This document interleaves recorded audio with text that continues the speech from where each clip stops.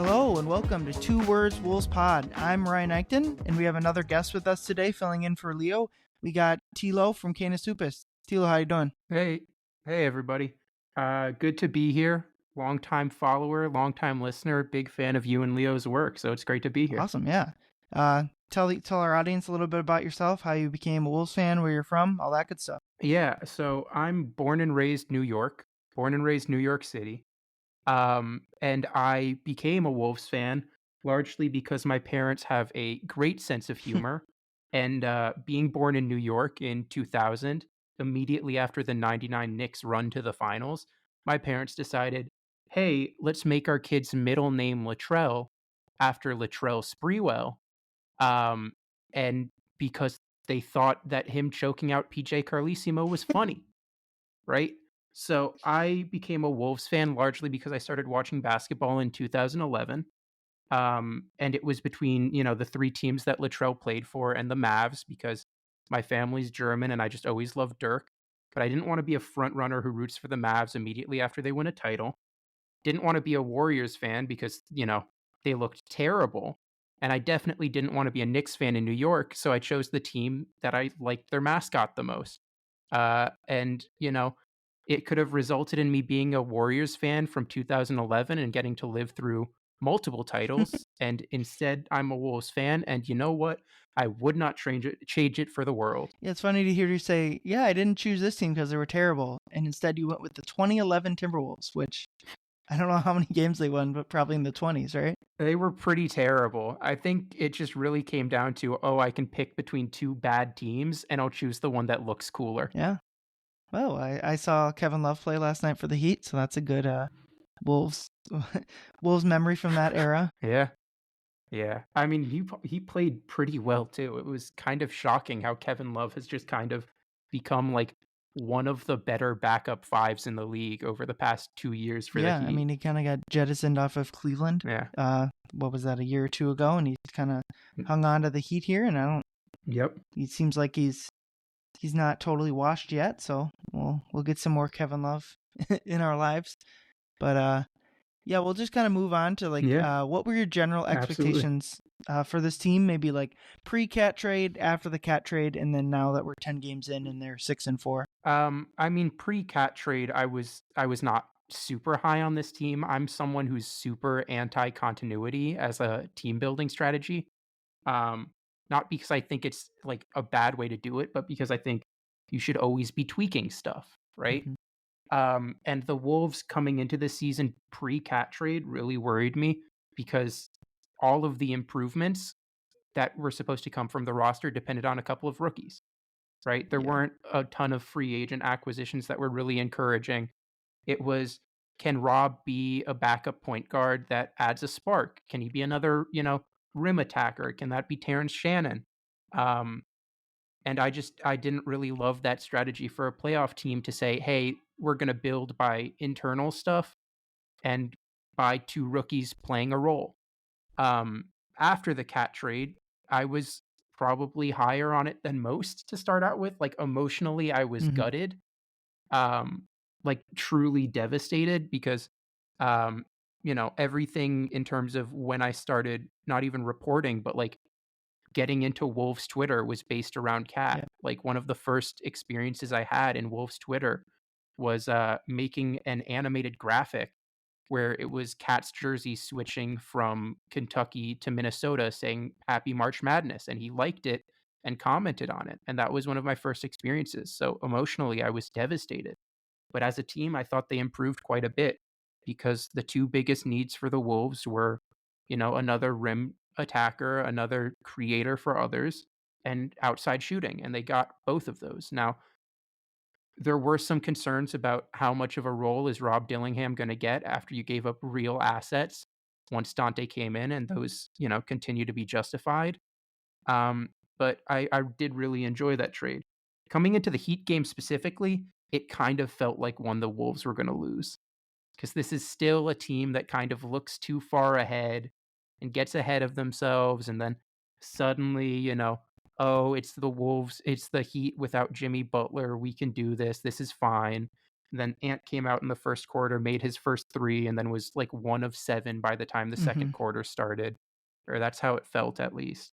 And it just felt like, especially in the third and fourth quarter, as it was winding down, like there was no chance they weren't going to blow it.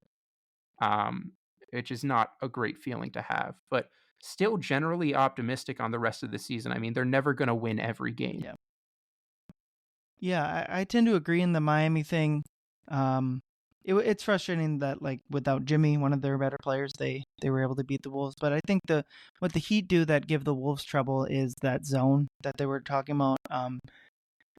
They talked about it after the game in the locker room, off the record, that like they couldn't figure out the zone, and I think Ant especially like didn't do a good job at it and was kind of settling a bit for threes. Where in previous games, the threes he were taking weren't settles to me as much as they were like good shots or open shots. But I just think Miami's well coached. Miami does a lot of things that bother the Wolves. They were throwing like full court pressures at them. They were throwing out of bounds plays and all that stuff. But yeah, not terribly surprising that they lost that game, but also just incredibly frustrating because they had so many chances to like just put the game away. They were up 8 with the ball with like 4.5 left, and then Ant takes a bad shot. Like they just had so many chances to just get like one more bucket, one more stop, one more rebound, and they just couldn't quite do it. Yeah, there was the Nas sidestep three that I think it made it 84-80. Where you looked at it and you went, okay, that buys them an extra 2 minutes of giving Ant some rest. And it did. It gave them an extra 2 minutes of keeping Ant on the bench. And the late game execution was bad, but it was more so that, as great as the 3-point shooting is, and it has been great from Ant, there's points where you just kind of look at it and you say, there has to be something else. Yeah. Right? It happened against the Bulls as well, where the first 3 quarters, they just couldn't hit anything, and then the fourth quarter, it went perfectly, right? That's not gonna happen every time, and I love this team, how it's been built off of, "Alright, we're gonna beat the other team in three-point attempts, and we're gonna hope that the law of averages keeps us in it," but there's also games like last night where it just kind of shows the weakness of it, right? Mm-hmm. Like, if you keep taking them and you keep missing them, you're just gonna throw yourself out of a game, and that's what they did. Yeah, for sure. My my point on it, similar to yours, is like if you're generating open threes, you got to keep taking them. When the ball when they were getting the shots that were like swing, Yep. swing, pass, pass, making Miami rotate and then getting an open look, like you're very rarely going to complain about those type of shots, even if all night they're not going in. I think they finished around 30% from three. It was a bad shooting night, and that's that's just all it is. It's a bad shooting night. You're going to have those, and you'd like to. What's frustrating is like we'll go into it, but they had just so many chances to sneak away with a game with bad shooting variance, and it would have been just this perfect example of like, look, they can win without making shots or making 3-point shots at least. But yeah, they just so many poor decisions. Before we get into that, just kind of big picture, they're 8th in offense, net rating wise. They're 8th in defense, and they're 6th overall. The top 5 above them being Oklahoma City, Cleveland, Golden State, Boston, and interestingly Memphis. So I saw a lot of like doom and gloom after the game, or like this team is way worse than last year, and I'm not buying that yet, especially because like it's a 10-game sample, so it can wildly change from game to game, but like they're 6th in net rating. If they're now counting 4 of those top 6 are in the West, and that's going to be like a difficulty all year. But the goal for the regular season should be to try to get everything gelled and get a top 4 seed. And to me, they're still in line to do both of those things. Yeah. Yeah, and also like anytime, like I think we need to reassess how we're looking at this team. If this was still the team with Cat, it would be okay to say, "Hey, they're 10 games in and they're only 6-4. Like, what's going on? This team should understand each other." They made a major trade 2 weeks before the season started. Right. Right? It's completely okay to look at it and say, "Okay, I mean, Randall has been excellent offensively, and his defensive contributions have been limited to rebounding largely." and that's fine. But what happens if he gets more bought in like Cat was? Dante has had a really good 4-game stretch before last night, but outside of that has been up and down this season, right? So, I mean, I also really don't understand the doom and gloom because this was to be predicted, right? Like I didn't think they would hit the 52-30 record that Vegas predicted, largely because this first 15 to 20 to 30 games is going to be rough. It's going to be up and down. Because it is a team that's still being slowly put together and slowly figured out. I mean, we already had a rotation change with Josh Minot being played over Joe Ingles. Like, it's going to take time, and it always takes times with teams that are changing. And this quick start that you see from a team like Cleveland, that's its own thing. And as you said with Memphis, like I think Memphis is one of the most underrated teams in the league right now, but we can get into that later. Yeah, for sure. I agree with you that it's just going to take time, and it's honestly that I think that even just setting that aside, like they're on pace to win what 60% of 82 is about 50. Like they're on pace to win 50 games. They haven't really played well consistently, and they're 6th in net rating. So I don't know where like the consternation is coming from. I guess two of the things is like the first is like specifically defensively, but in general, they're not playing as well as last year. So I think people have they want them to be in the Western Conference Finals in November, and that's just not how sports work. And then the other thing I think you touched on, like just being devastated that Cat got traded. I think that's part of it too. Is that thoughts on the actual basketball of the trade aside? Me and Leo were like this too, where we're just sad to see him go. And separate from discussing like the pros and cons of the trade, I think people are letting that kind of cloud there, and that's fine. People can feel how they want, but people are letting that cloud kind of their vision of this team, just missing Cat, especially as he's played fairly well for New York, at least offensively. Yeah. I mean, I do think that's definitely part of it. I think we as sports fans are so focused on instant gratification. Like sports takes need to be perfect immediately. You see this especially with like drafted project players, where it's like, okay, this guy is going to take 2 years to be good. And then 40 games into his first season, people are like, oh, he's not good yet. It's over. And I think we're seeing the same thing already within 10 games. Like this was going to be a process. They're already playing good.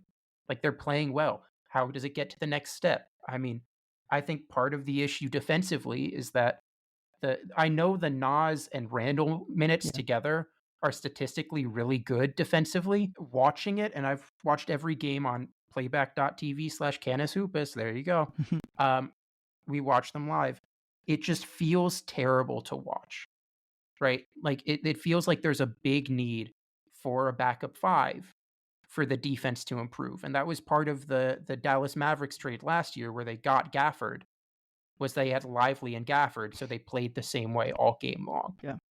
And now the Wolves are playing 2 to 3 different styles of basketball across 48 minutes, depending on who is their like quote unquote 5, depending on whether it's Randall, Nas, or Rudy. And that feels like part of it as well. Yeah, for sure.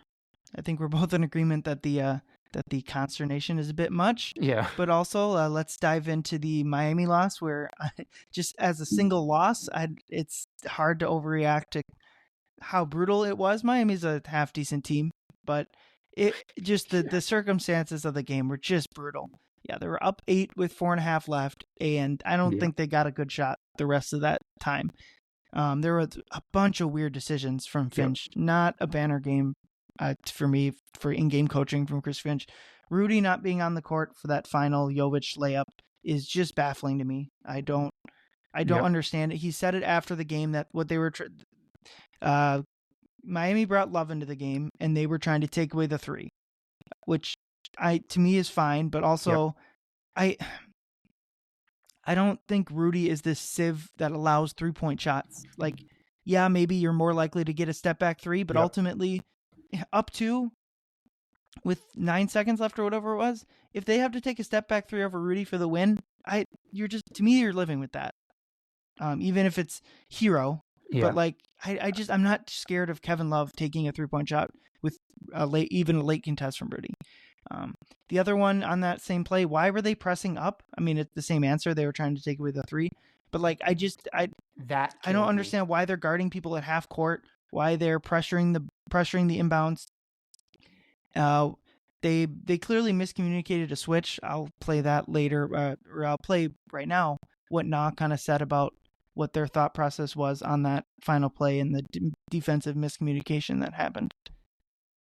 It was just like, it was a lot because I was guarding one person that had to switch, and then I was guarding another person that had to switch like 4 times before the ball was inbounded. And then the way I had read it was they had everyone up there, and I didn't want to like overpress or get too deep. And as I seen Rozier break out, I wanted to be able to just like catch his cut or whatever, and curled. And I know our talk was not to switch off the ball before the ball was inbounded. So when I seen him set the back screen, I was a little hesitant to just go. I think at that point, with with that with the clock situation and everything, all bets are off, I guess, and you just kind of like got to take it. So I read it late. And at that point, I probably should just wrap them up, but try to make a play for it. Yeah, so the idea was what they were supposed to execute was they didn't want to switch anything pre-ball. My guess is the idea, or pre-inbound, I should say.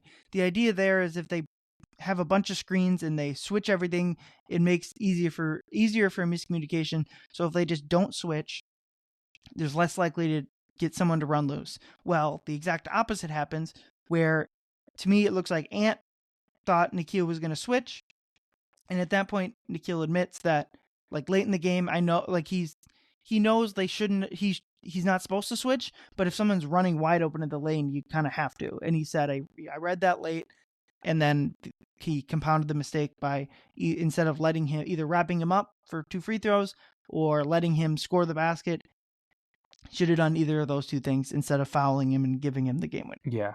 I think that play was just disaster after disaster for the Wolves, right? Like you mentioned taking Rudy out, and I don't have as much of an issue taking Rudy out, but replacing him with Mike Conley just seemed like a terrible choice, especially after the game that Mike was having. But it just all felt bad. Like from Ant, I think being the guy guarding the inbound and just standing there, like not even like, middle school basketball, you get yelled hands down, man's down whole time. And he just kind of stood there without doing anything. And that's just the start of the issues. I mean, if it's a miscommunication, sure, but you don't compound one mistake by making another one, which is what Nikhil did by fouling. And it was just kind of terrible from start to finish. It was baffling from Finch to take out Rudy. It was even more baffling from Finch to put in, Mike Conley, as I said. But it kept getting worse and worse, and it felt like the last 5 minutes of the game. But that play specifically just kind of encapsulated it. They just kept making poor decisions to try to dig themselves out of other poor decisions, and that's how it all fell apart. I mean, you don't want to switch, sure. You switch anyway because it makes sense to your instincts, sure. You don't communicate, guys wide open, bad. You get back to the rim, you make a poor decision, you give up an and one on a layup, right? On a wide open layup at that. So it felt like Nikhil as the player has been incredible this year. He made bad decision after bad decision on that play, and it was compounded by coaches not really putting him in a position to succeed, and by the rest of the team just kind of not doing much on that play either. Like, it was just all terrible. It was all truly awful, and it just kind of led to what was honestly one of the most infuriating single plays I've ever seen in a regular season game. Yeah, it was brutal. Right? Like from the start, you just sat there and you were like, all right, this is a weird look. Everyone's at the half court line. They're going to rush in. Sure. But it felt so, for lack of a better term, it just felt dumb. Yeah. Right? It just felt like there was no reason for whatever that play was to get that open, or even for it to just, I don't know. I'm talking in circles here, but there's kind of no other way to say it than just a complete brain fart from literally everyone. That's and that, when that happens, you're not going to be super okay with it. That's my point, is like, I think I've seen some people only blaming Nikhil or only blaming Finch, and it was everyone. It was everyone on the roster, really, but especially, like, Finch didn't put them in a good place to succeed, as he talked about in his post-game presser. Nikhil obviously made the mistake, and I believe it's Ant on that switch doesn't, like, he should be trying to fight through the screen and stay attached to his man instead of just assuming the switch is coming. So it was everyone, and it just wasn't. It was, like you said, just a stupid play all around, unfortunately. And it kind of got compounded on the next play because the game wasn't over there. They had I think it was 9 seconds left. They had the ball, only down 1. They could have just, like Miami scored, they could have scored themselves to take the lead. Mike gets, Hero commits a take foul on Mike, who was driving to the lane. So they got 3 seconds left. And for whatever reason, Ant is the one inbounding the ball in that situation. I'll play what Mike said in the locker room for the reasoning for that happening. I think we were caught up in if it was the free throws or not, and we were thinking they were huddling up to do something, and then the guy like really threw the ball to Ant. We were trying to not drop our play, but go to our next action. Ant was trying to get out of the ball passing situation to bring somebody else in, and they just throwing the ball. So we were stuck at that point in whatever position we were in. We just, whatever shot we got. So it was just a mad scramble at the end, which, is on us at the end of the day. We have to be more aware and not get lost in the moment. Yeah, so this is a bit of a confusion for me because Finch said in his press conference that they were trying to get Ant a flare screen. So, like, Ant would inbound the ball, he'd get a screen to get open. But then Finch also said they scrapped that, and Mike is saying, like, basically the plan is never to have Mike or Ant inbounding the ball. So I just think they got lost in the moment after they take foul, which is frustrating because to me that's on coaching. You need 2 plays. You need to have 2 plays ready because they had the take foul available. So you should probably be expecting that take foul. But just overall, just another poor play. I mean, given that they had no play drawn up to get even a shot off that wasn't blocked, is maybe as good as they were going to get. I might kind of touch on that there, but I mean, you just got to make sure to have the right guy inbounding. You can't be falling asleep and not realize, oh, I'm inbounding now. If you're going to get a crappy contested look, at least get the ball to Ant in that spot. Yeah, I think earlier in the fourth quarter, there was also an inbound where it was Ant to Rudy, and then Rudy immediately turned it over, which led to the, Duncan Robinson quote unquote take foul. And like, sure, if you want to scrap that because you made a mistake with it earlier, but as you said, you need multiple plays, but like, that's also the basics of it, right? Like, that's step 1 is having multiple plays. I mean, like, not even college, like high school coaches in football will have a quarterback who can audible into 2 or 3 different plays, right? It's very basic. And if high school football players can do it with some simplicity, it's kind of baffling that NBA players don't have that available. But even then, I mean, you could argue that this may not be super helpful, but why didn't Ant just not take the ball? Like, that's a technical free throw, but it's not a loss of possession. And at that point, you're down 2 and you actually get a play, right? And I understand that's the same conversation as, oh, you're up 3. Do you want to foul? Mm-hmm. Like, that's kind of, do you want to try to get around a play to get another one in the future? And that there's a lot of coaches that don't like to do that type of stuff. And there's a lot of players who aren't aware of, what they need to do to get there. But it just, it's baffling to me that Ant gets the ball passed to him, says, okay, I guess I'm doing this as Randall is coming to, try to get the inbound.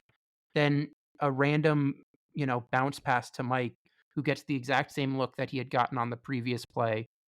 And it was just like, I hate to sound like a broken record and just say, oh, it was bad. But late game execution comes down to your best players and your coach. More often than not, that's who it comes down to. And Ant had a bad game to begin with, but Ant had a bad game and then made poor decisions that made the bad game worse. Because more than anything, like, people are going to still close out on Ant. People are still afraid of Ant as a primary initiator late in games, as, a shooter, as a creator, whatever. To just kind of say, oh, well, I guess I just got to take this. Like, sure, refs will get upset, and sure, you make the play that's in front of you. But it just feels like they got panicked, and like Ant got panicked and said, oh, I guess I'm the inbounder now, instead of just walking away. Like, they're not going to inbound the ball when there's no one there. And like, part of it is, okay, you don't want to get in trouble. You don't want to get a tech. You don't want to do a dumb play. And be on House of Highlights later or Sports Center with Shaq and the Fool, whatever it is, because you didn't take the inbound and then it was just rolling around, right? But if you win the game, who cares? Yeah. Right? If you win the game, who cares? And at that point, there were just so many poor choices. And like, offensively and defensively, it's baffling when you have a coach that's supposed to, put in this scheme, and then it's all based around players making high IQ decisions. And there's been moments of that this season. There's been some great moments of not even 2014 Spursian basketball, but like whatever the modern equivalent is in terms of really quick decisions, drive and kick. The Wolves finally have 6 players on the roster who can reliably drive and kick well, right? And that's what Finch has wanted for the past however many years he's been here, 3 years, 4 years, whatever it is. And it feels like if that's going to disappear in the last few minutes, and again, we are only 10 games in, right? But if that's going to disappear in the last couple minutes, which was, the big part of the Finch reputation before Rudy got here, was that, hey, he's a great guy. Everyone loves him, and his offense is good sometimes, but this motion offense is not, realistic, and the defense works on gimmicks, and what happens when the gimmicks run out. And now we're going back to that once that, the Rudy Gobert reputation is still here. And there's a lot of things to be said about Finch, but more than anything, this was an absolute disaster from him. And the players actually have to get out there and make the choices. But as far as like Finch as an enabler, because that's what coaches are, they enable their players to do good things, to do bad things.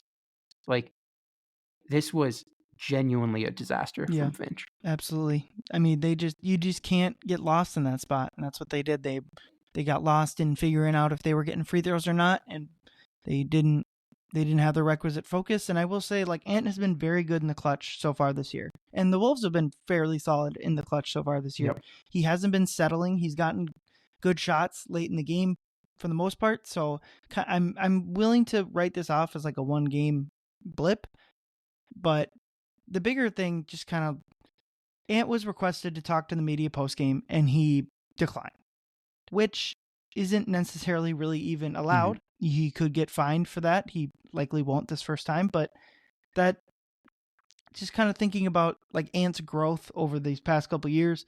2 seasons ago, that was a big problem, was Ant getting requested for media and dipping out. Last season, it wasn't much of a problem, and I think it's probably pretty easy to see. Well, they were losing more than they'd like 2 seasons ago, and they were winning more than they expected last year. So it's easy to do media when things are going well, but just the emotional maturity on that type of stuff needs to be there. He needs to be able to do media, because that's part of the job. I'm not gonna opine on that too much. I'm not a big J journalist like the rest of them. I'm just a blocker. But that's a little bit frustrating that Ant was kind of dipping out there. I have a theory, but I want to preface it with, I am not a therapist. I do not know how people's brains work. And this is all, theoretical. It's all kind of in a nebulous place of, I don't know, but maybe. Mike Conley has genuinely been the center of maturity for this team. Like, it was Cat and Mike, and Cat is gone, and Mike is, declining as a player pretty severely. And this is something that you sometimes see with veteran presences. As they get worse and worse, people stop listening to them. And as you said, I'm willing to write this off as a one-time thing. But if the emotional maturity on this roster came from Mike and Cat, and it sticks with being a Mike and Cat, run thing, then if both of them are going to be non-factors for the Wolves, as Cat is because he's not here, and Mike is slowly trending towards, there's serious worries. Randall has always had this reputation for not being a super mature player. Ant, as you said, had it 2 years ago, and then last year was kind of, became a media darling. And as far as the rest of the roster goes, like Nikhil is known as like does the right thing constantly, but there still is those signs of emotional immaturity with Jaden, and Mike had done a lot to smooth it over, and Kat had done a lot that he never got credit for. And hopefully, we talk about someone learning from someone else, and hopefully Ant has learned from Mike and learned from Kat more so than he's been, covered by Mike and Kat. But that remains to be seen. Yep. Well, Mike was, after a pretty brutal game, Mike was up there talking to us after the game, so credit to him for that. He's always great with the media. So, like you said, hopefully Ant can learn from that. A couple frustrating officiating things, and honestly, like I thought the game was called fine. I didn't notice any like bad calls necessarily, but like, let me run these by you, like just like kind of rules that frustrate me.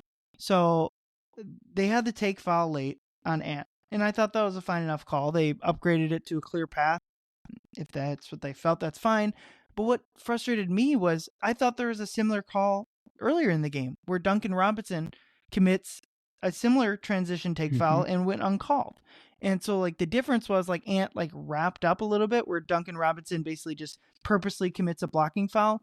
And like that's the type of like gap in the rulebook that frustrates me, because it's just like it's a technicality, but those technicalities like so rarely benefit the Timberwolves. So rarely does like, well, technically that's not a take foul, but this one is technically.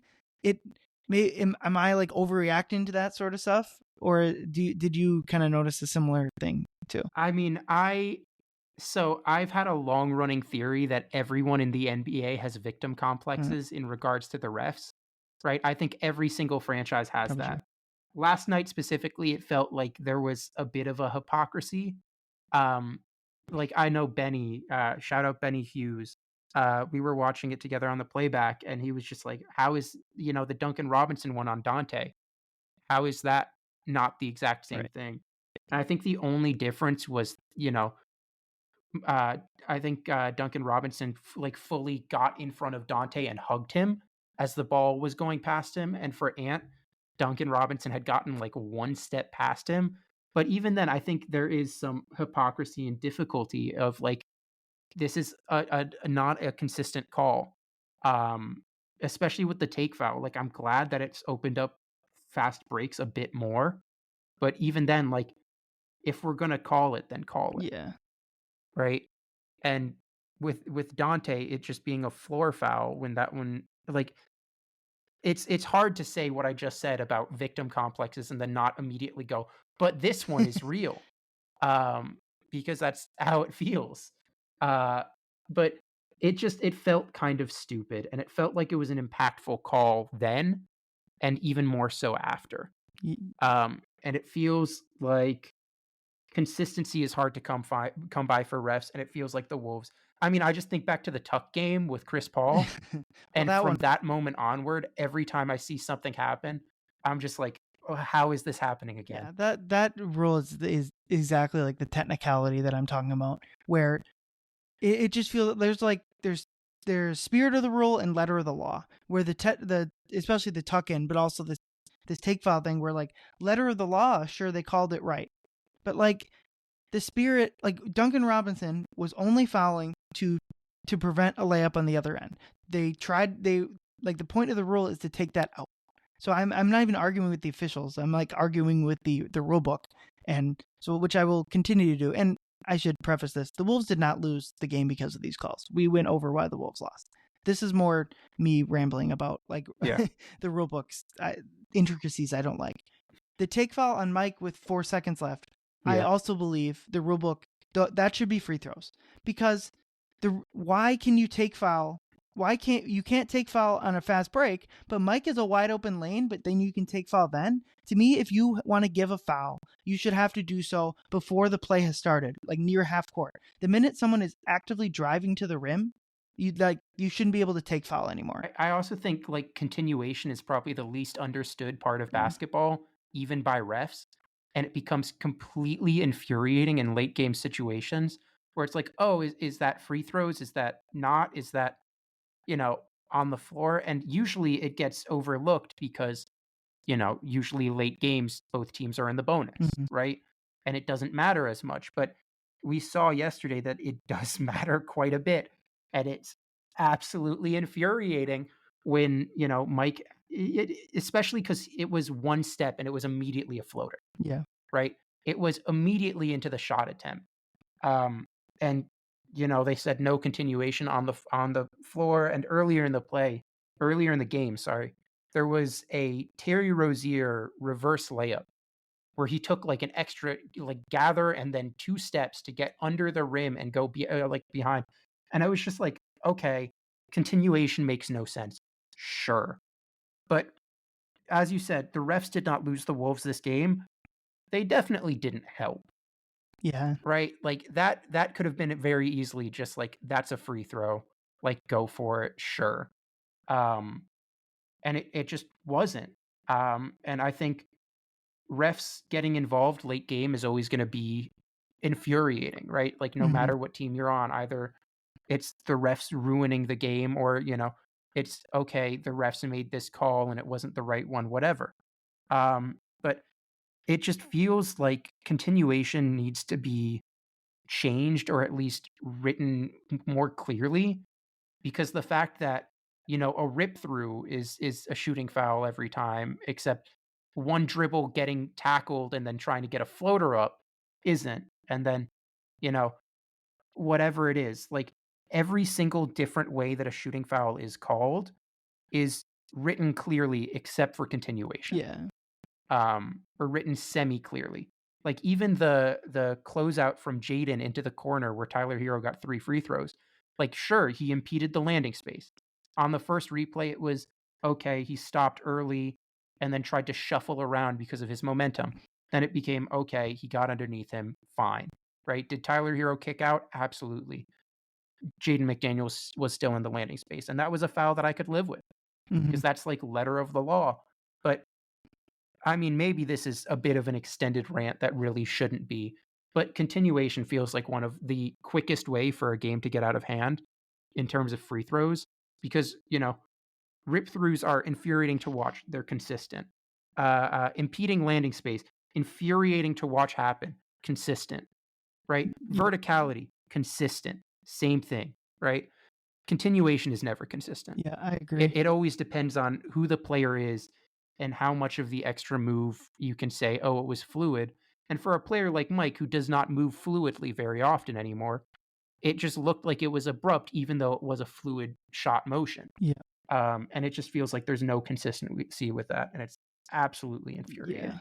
Yeah. The other call that kind of, you talked about the Jaden, the one on Hero in the corner. I actually thought that was the right call, especially like my angle on that. I thought like he made contact with his hip, like on the shot actual attempt. I thought that was a foul. Like, you, especially those jump shot, you gotta let them land. Whether it's not a fun call, but I thought it was fine.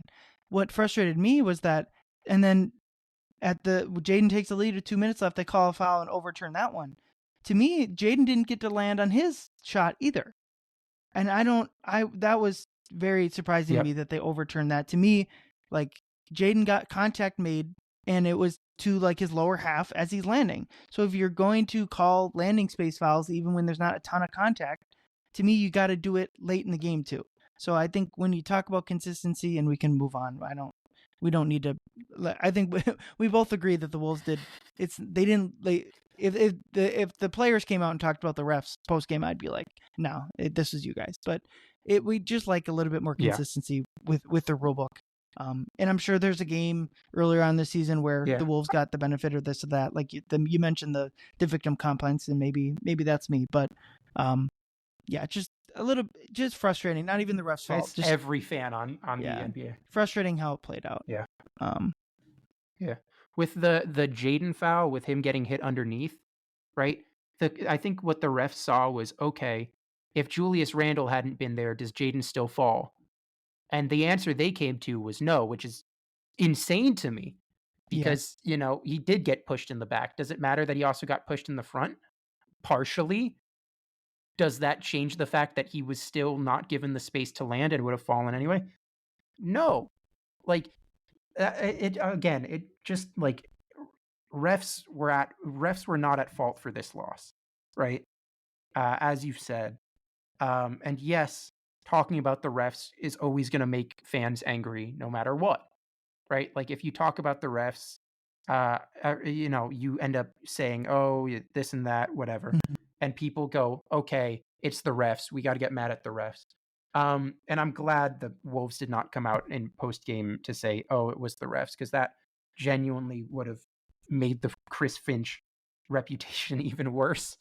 But yeah, I mean, it felt like that could have been an excuse, and I'm glad they didn't take it, which is the only silver lining of what happened yesterday. Absolutely, I agree, and we can we can just leave it at that because we probably talked about it too much, complaining about it. But next topic, Mike Conley just has not played well at all.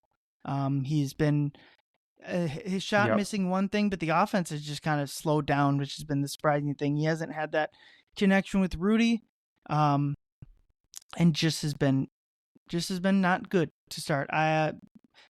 Finch was asked post game yesterday about kind of the decisions with the rotations in general, but specifically with I'll play that here. Are you looking for guys like if somebody gives you 8 good minutes and it's the fourth quarter?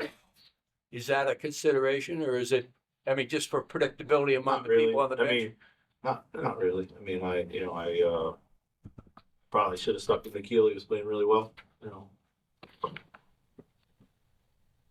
Yeah, could you just touch a little bit more on that, deciding to go with Mike Conley down the stretch instead of Nikhil? Yeah, we've won a lot of games with Mike Conley down the stretch, so that's why I went back. Yeah, so interestingly, Finch usually takes about 10 minutes or so to get from the court to the press conference room. Goes to the bathroom or just takes 10 minutes. And today he went. I missed the first question because I'm used to that 10 minutes, and he walked straight from the court to the press conference room and started. So and he was just as he should be. He was very frustrated about how the game played out and was probably frustrated at himself the most about what played out there. So that's kind of interesting to me that he kind of switched up his routine with the press conferences. But kind of what did you think about them playing Mike down the stretch the last 2.5 minutes instead of Nikhil? Well, I'll start with this. Canis Hoopus every summer for the past 7 or 8 years has done these, writer predictions article, right? And I remember a lot of us were focused on, what happens to Mike. And the way I put it was, I'm worried about the aging of Mike and Rudy Gobert.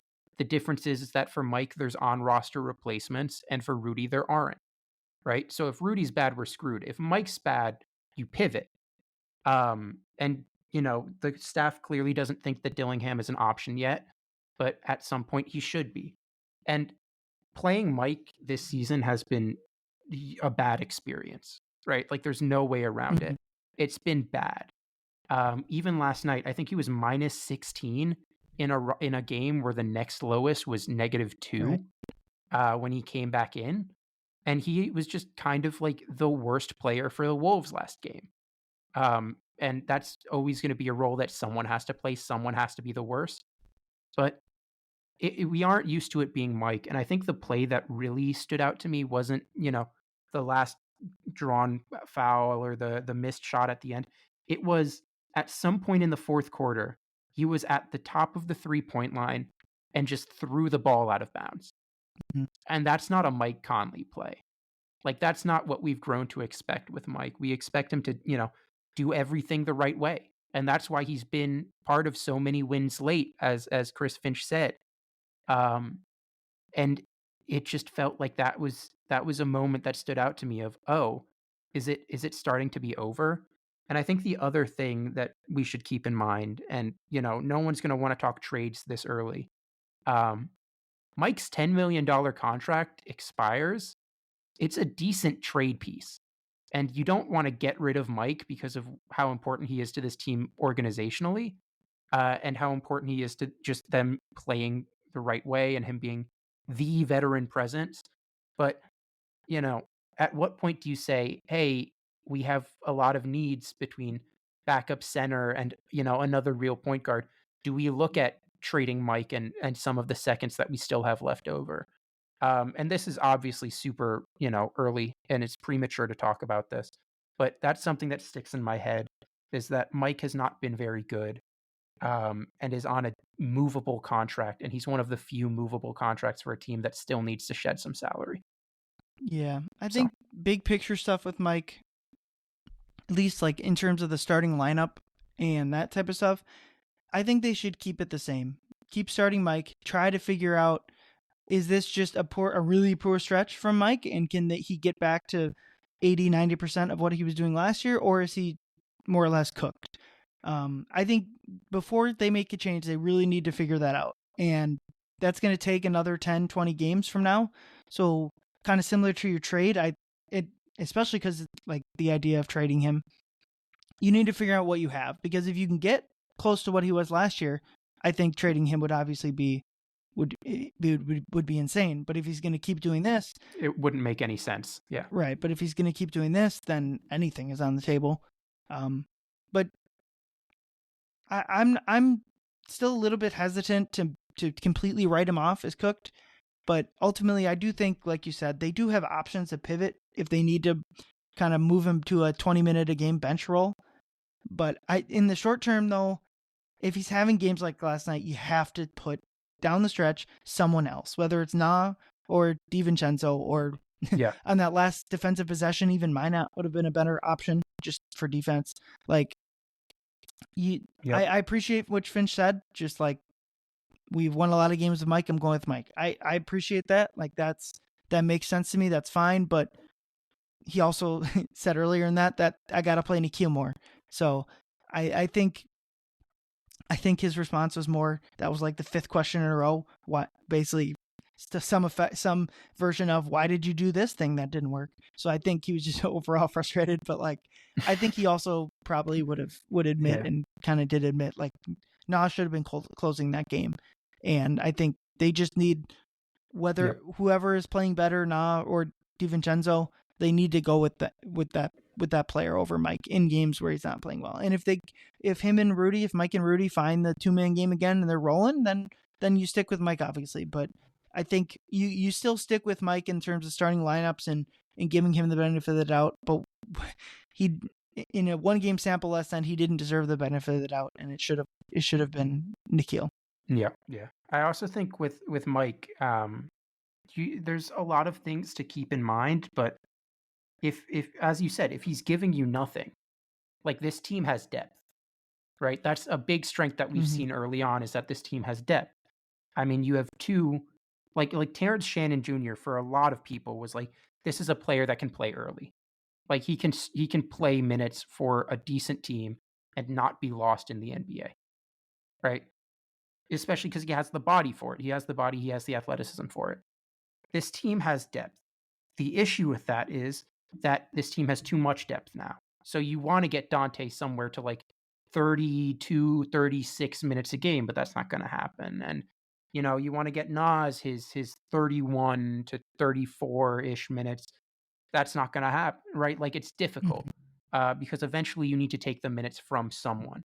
And that problem doesn't get better if you don't change anything, right? Yep. That's, again, goes back to my whole team building thing of me not being someone that likes continuity a lot. Because I think you need to always be tweaking, because you need to always figure out what's going to work for you and what isn't. And obviously that doesn't mean Mike get out of the rotation. But I do think more Dante minutes, especially with how good he's been as a playmaker, make a lot of sense. And does that mean he goes into the starting lineup? Who knows? He's been excellent off the bench as like a real secondary playmaker. Him and Naw together have been genuinely one of the best bench duos in the NBA, and that doesn't even account for Nas. Right. But it just feels like Dante is here. He wanted to be a starter, and he's not. Like, part of the reason why he got into that was part of the reports of why he wanted out of New York was because he wanted to be a starter, and there just wasn't the space for him to be a starter there. But he's been great. And at some point, like, obviously it's the regular season, it's there to try stuff out. It also would be a bit exciting if, Mike can be something off the bench. Like, a big part of the bench is that it's kind of disorganized, and it has been for years, right? Like, playing half starters, half bench, like the Wolves cannot play a full platoon of bench players because it always just turns into, scrambling defense that works sometimes, but offense that just doesn't really. All right, let me say it this way. I cook a lot.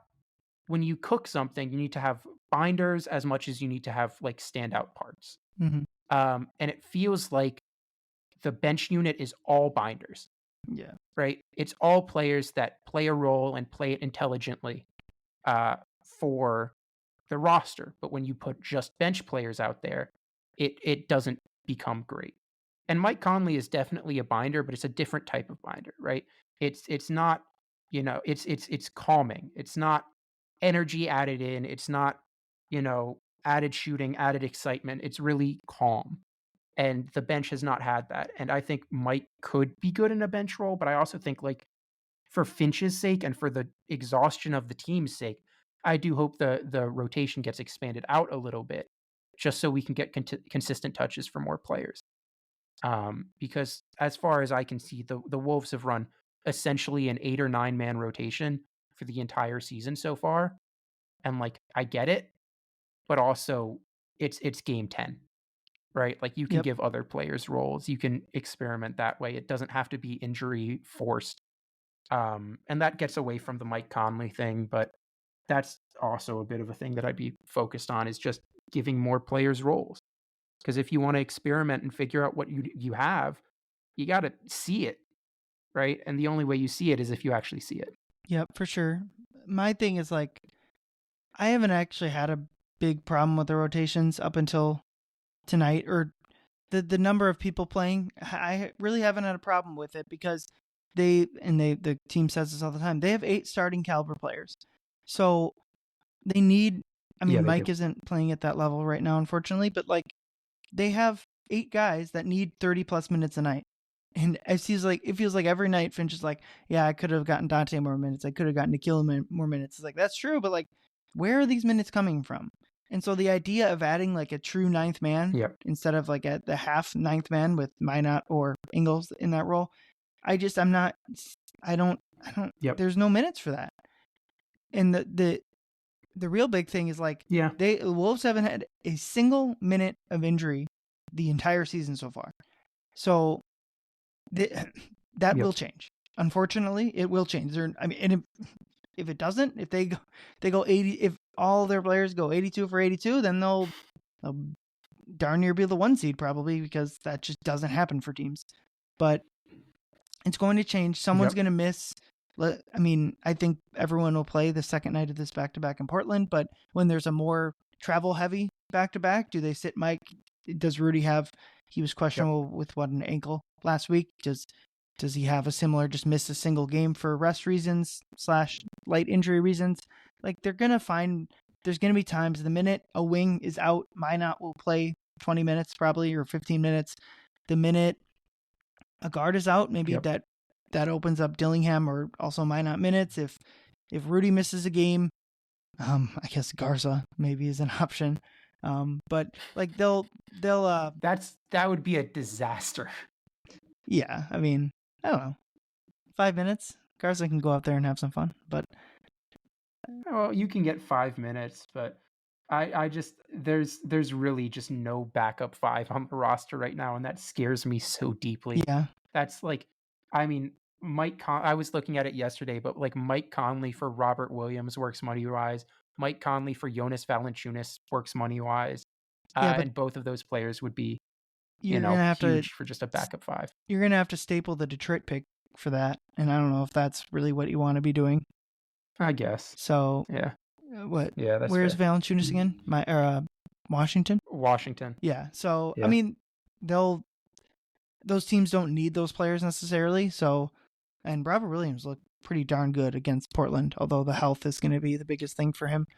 But yeah, the backup five when everyone's healthy, the backup five doesn't bother me either, because it's the same reason. Like if you add a backup five. Yep.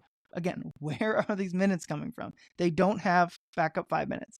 So, like in the short term, they just got to figure out the Naz at center minutes, because even last night he had a play where he got blown by as a center, and he turns to like people on the court. It's like, where's my help? It's like, dude, that's you. You were the last line of defense. You're the center in this lineup. And it's not to come down on him, because he's been playing power. He's probably had more small forward minutes than center minutes before the Cat trade. So like, it's not to come down on him, but they need to figure that out, because like, Naz, you were the center, buddy. Like, I'm sorry. Yep. Yeah, Naz at center, and I mean, we've gotten even less Randall at center minutes, but both have just not worked out. And I'm willing to wait that out, because both of them are power forwards. Like, both of them have played power forward for the past 3-4 years full time. Right. I mean, for Randall, it's been his whole career. So I'm willing to wait on that. You make a good point of where are the minutes coming from. I guess, it's the same thing of like, oh, you add this guy and this 2-for-1, in the same way that people play fantasy football and fantasy basketball, of like, I can get this guy and then I can start them both, blah, blah, blah. But you're right that there aren't minutes available. And speaking in broad terms, like, oh, where does this come from? In the same way that, like, you talk about all-star nods, people being like, oh, he was snubbed. Well, who gets out of the all-star game for him? Right. I guess that makes a lot more sense. So I will completely redact that take. You are completely right in that regard. I guess, yeah, I selfishly, I just want to see more, Rob Dillingham, Josh Minot, Terrence Shannon minutes, just because I want to see what they are. I didn't mean to come down on your feeling of it, but one thing the roster probably could use is like the Nuggets have DeAndre Jordan, and obviously that's not a great player, but like, it's more of a worry if Rudy is out, who is playing center, because then that immediately if Rudy's out, that does open up minutes. You don't have the where's the minutes problems. You're gonna have 15 backup center minutes that they just don't have to fill. So if they have like a crappy backup center that they get, and maybe that's just overrated. Like, you just don't need that. They'll just play without a center. They'll play man it more, and that's how they play. And they'll try to outscore a team. And in the playoffs, it's going to become less of an issue too, because Rudy's going to go from 32 to 36 minutes to 40 minutes if the game calls for it. So your minutes with Rudy off the court are going to go even further down, and we're going to even be more wondering like, where are these? They're going to go to like what they're at 8.5 now. They're going to go to 7.5, and one of Nikhil, Dante, and Naz is not going to get cut out of the rotation, but they're going to get like maybe single digit minutes, 10 minutes or something. So, all of that to say, I think the Wolves are in a good, fairly good spot. They're 6th in net rating and 6-4. I think that if they have 2 games upcoming against Portland just got shellacked by Memphis by 40 points. I've talked about Memphis being 5th in net rating. I wonder where that was before they shellacked Portland. Maybe that gave them a bump. But they have back-to-back games against Portland. The first, we'll touch on this, the in-season tournament. Are you looking forward to that? We have 2 in-season tournament next week. I love the in-season tournament. I think it's so funny exclusively because it just kind of, like, it still doesn't make sense. And it's fun because, you get more competitive games. You get reasons for teams to blow out other teams by like 60 just because it gets the point differential up. I mean, I remember last year, forget who it was, but I think the Raptors were playing someone and just kept shooting threes in like the last 20 seconds of the game, even though they were up like 15, just to get the point differential up. And I think that's absolutely hysterical. And I love it exclusively for that. I mean, I'm a big fan of chaos, and the in-season tournament does encourage chaos, which is great. Yeah. And the Wolves have a pretty soft group. I think it is Portland, Sacramento, Clippers, and Rockets. The Wolves, to me, are clearly the best team out of that group. But the way that this thing kind of shakes out is, well, they play at Sacramento on Friday. If they lose that game, they're probably not going to advance, which is I think, like, obviously, if that was the real playoffs, that'd be very frustrating. But in the weird in-season tournament, sure, that's fine. It doesn't matter. And ultimately, it's kind of funny. The best case scenario is almost 3-1 and missing the tournament, because you remember last year they got the replacement games they got for not making the tournament were San Antonio and Memphis, two teams that they easily wiped the floor with. So like their quote unquote in-season tournament games, they went 5-1. I would guess, other than the Lakers and Pacers, those are the two best records for the in-season tournament. So it's not the worst thing in the world if they don't make the next round of the tournament, because they get to replace it with those games with worse teams, where if they make the tournament, they will probably face a good team. So, but we'll see. They got Tuesday in Memphis, Tuesday and Wednesday in Portland, Tuesday is the in-season tournament game. They did this last year where they had back-to-back games against Golden State, where the first one was an in-season tournament game, and the second one, Draymond Green decided to choke out Rudy Gobert. But then the Wolves Friday have at Sacramento. That's another in-season tournament game. So we'll keep tabs on that, and hopefully the Wolves can. Maybe the Lynx won the Commissioner's Cup to the against your Liberty. So let's see if the Wolves can take down the Emirates Cup. Yeah, I mean, I think it's also worth noting. Maybe, I don't know when we play the Warriors, but maybe Kyle Anderson will be the one to put Rudy Gobert in a headlock this time around. Yeah, I think those two have had enough. It was just one game, but enough physical altercations for a lifetime on that one. Yeah.